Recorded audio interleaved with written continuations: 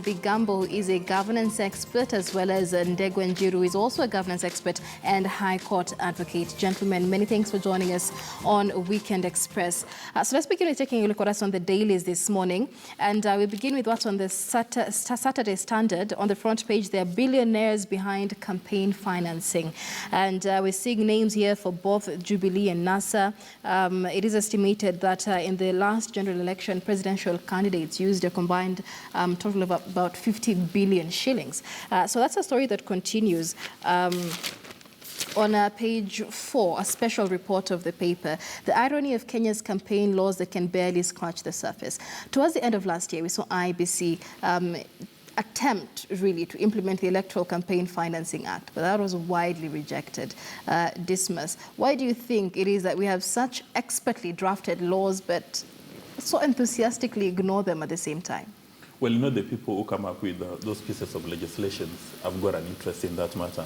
Like, for instance, if you look at Chapter 6 of the Constitution, it had raised the bar very high for the leadership and integrity. And when the same members of the National Assembly were told to enact the enabling legislation, they came up with a piece of the Leadership and Integrity Act, which lowered the bar, so that anybody, even if you've stolen a car, you've stolen taxpayers' resources, you can still run for a parliamentary seat or indeed any elective position.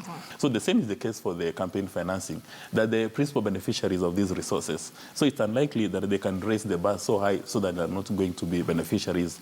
But when you look at the list given in the Standard today, I wonder why in the last couple of days, all the newspapers have been having those interesting headlines that are the people behind the campaign financing.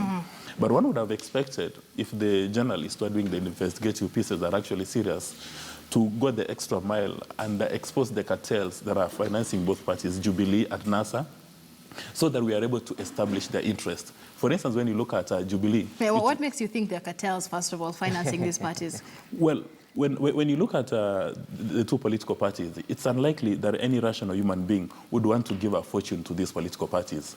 Because we need to get maybe the example of Boniface Mwangi, who is getting financed, getting 10 shillings from interested Kenyans. But don't you think it's actually rational? Irrational, rather.